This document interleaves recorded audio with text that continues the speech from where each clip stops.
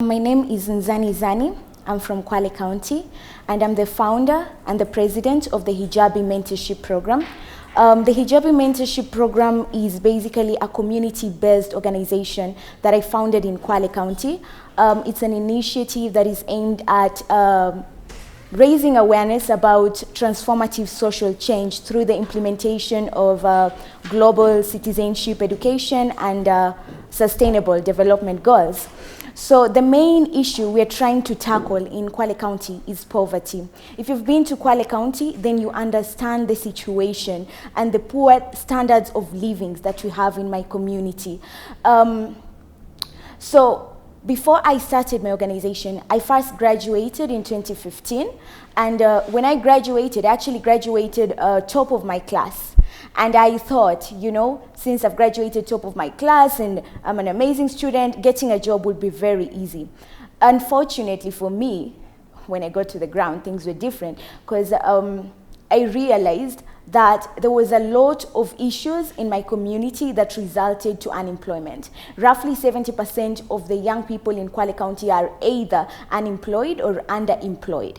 Another problem that we have in my community, I felt like the main reason, since there's a lot of poverty in the community, there were so many other issues that were emerging. For example, violent extremism. We have a lot of youth who are being radicalized into violent extremism activities. We have emerging gang activities, Wajukua Bibi, in the areas of Ngombeni, Shikadabu, Bongwe, all these areas. There's a lot of youth joining violent extremism activities. And I asked myself, why? I've lost friends, I've lost family in these activities, and I realized the main reason was because young people do not have a reliable source of income. When we come back to the homes, there is a lot of gender-based violence taking place in our community. We don't talk about it because it's deep in our culture, and it really, really pisses me off. We have young people putting up with very abusive marriages simply because somebody is afraid of going back home due to the state of poverty back home. So young people would rather stay in a very abusive marriage and instead of going home or looking for another source of employment.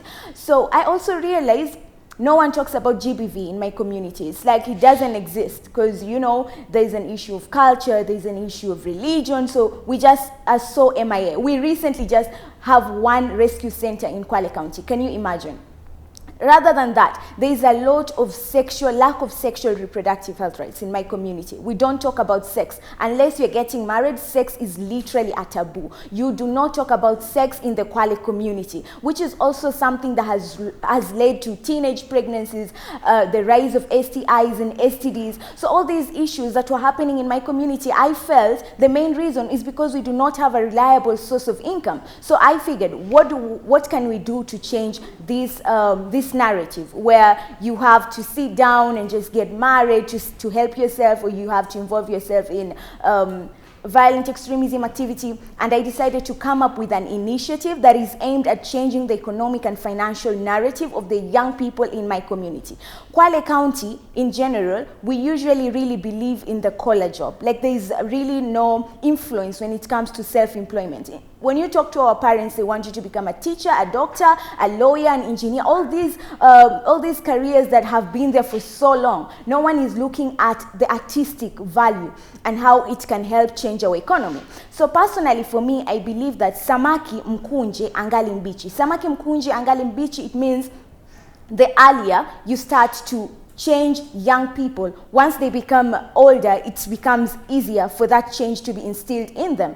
So we decided to start a project that is aimed at transforming art into a creative, sustainable economy. So what we do, we train young people, we identify talent in the community, train these young people, nurture this talent to the point that by the time these young people are adults, they can rely not only on these jobs, formal employment that has been going on for so long, but also on themselves. Tunazitaga kazi ya mkono kule Kwale. Like it's easier for you. For example, let's look at a makeup artist. We have numerous weddings in my community. Weddings are life. So every day there is a wedding, and each time there is a wedding, people want to look good. In fact, as a digo, the first important thing is you need to look beautiful, like literally. So if you are a makeup artist, you make a lot of money, and maybe you are a doctor, but during your out of office hours, you can be a makeup artist. And this is what we want to change, so that we can kill this child sexual tourism, this sponsorship mentality, sugar daddy mentality. And this is the main reason as to why I started the Hijabi mentorship program. So through education, educating the public, which is also another problem in my community, ignorance.